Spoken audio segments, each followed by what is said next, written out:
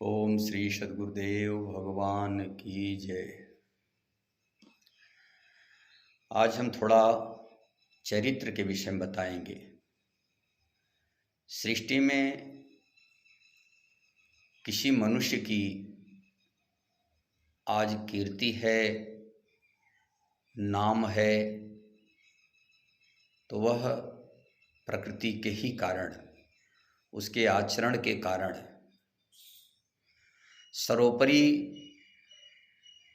आचरण किसी संत महापुरुष की ही होती है। बुद्ध के जीवन में शील कहा जाता था। भिक्षुकों को, शिष्य को भिक्षु कहा जाता था। भिक्षुकों को पंचशील का पालन करना पड़ा। जो जितने श्रेष्ठ भिक्षु होते थे शिष्य, उनको उतना ही श्रेष्ठ शील का पालन करना पड़ा। शील माने ही होता है आचरण। गोस्वामी तुलसीदास जी लिखते हैं कि शील की मिल बिनु बुद्ध सेवकाई, बिनु तप तेजन रूप गोसाई। उनका बचपन का नाम सिद्धार्थ था। 7 दिन के थे तब उनकी माता महामाया जो जन्म दी थी, वो शरीर छोड़ चुकी थी, मर चुकी थी। तो उनकी मौसी पालन की थी, जिसका नाम था गौतमी। इसलिए उनका नाम गौतम सिद्धार्थ रखा गया था। जब वो गुरु से मिले, रास्ता सीखे, साधना के लक्ष्य में जब स्थिति मिल गई, तो लोगों को स्वप्न में, अनुभव में मिलने लगा। भिक्षु लोग मिलकर के उनको बुद्ध की डिग्री बोले कि तथागत, आपको हम आज से बुद्ध कह सकते हैं। बुद्ध मौन रहे, स्वीकारात्मक शब्दों में उन्होंने हिलाया सिर। तो बुद्ध एक स्थिति है। इसीलिए गोस्वामी जी ने कहा, और गीता में भी बुद्ध शब्द आया है कि यस्य सर्वे समारंभा काम संकल्प वर्जिता ज्ञानाग्नि दग्ध कर्माणम तमाहु पंडितम बुधा। बुधा माने बोध स्वरूप जो महापुरुष हैं, उन्हीं को पंडित कहते हैं। कौन? जिसकी संपूर्णता से साधन भजन की प्रक्रिया सांगोपांग जब होने लगती है, भगवान के आदेशानुसार, इष्ट के आदेश में चलने लगती है। काम संकल्प वर्जिता, जो कामनाएं थी, संकल्प अच्छे बुरे उठते थी, अनेकों प्रकार की कामनाएं थी। कामनाएं मुख्यतया 2 होती हैं। एक संसारोन्मुख कामनाएं भवबंधन की ओर, एक इष्टोन्मुखी भगवान की कामना। तो काम संकल्प वर्जिता, शुभ और अशुभ दोनों भली प्रकार उससे रहित हो गए, उपराम हो गए। ज्ञानाग्नि दग्ध कर्माणम, उस परमात्मा की प्रत्यक्ष जानकारी हो गई, उसमें प्रवेश मिल गया, स्थिति मिल गई।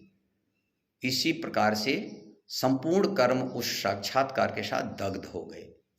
साधना के परिणाम, जैसे आप साधन पकड़ के कहीं जाते हो, लक्ष्य तक पहुंच गए, साधना की आवश्यकता साधन की खत्म हो गई।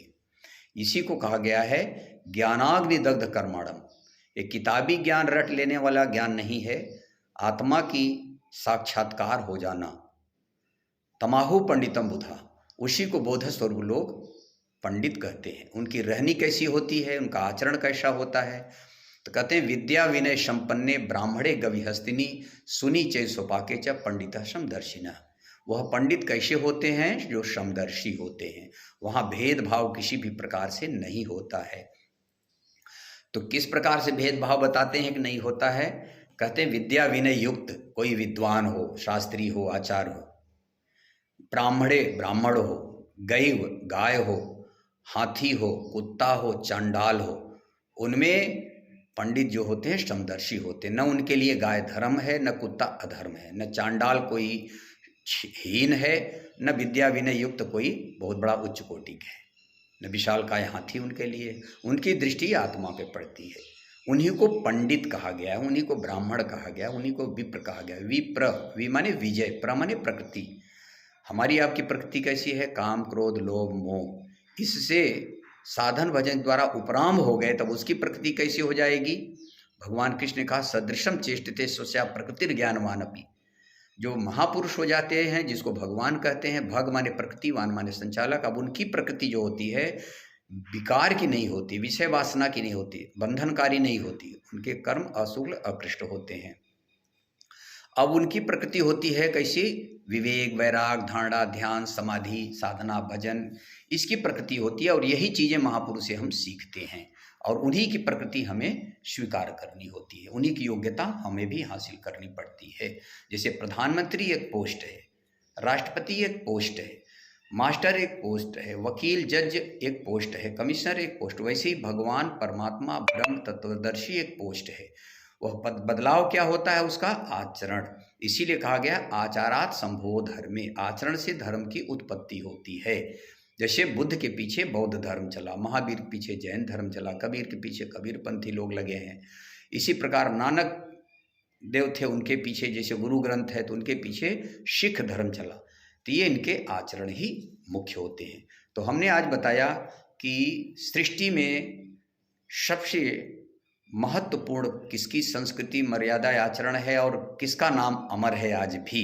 शरीर तो किसी का नहीं अमर होता है, तो किसी महापुरुष का होता है। बोलो गुरुदेव भगवान की जय।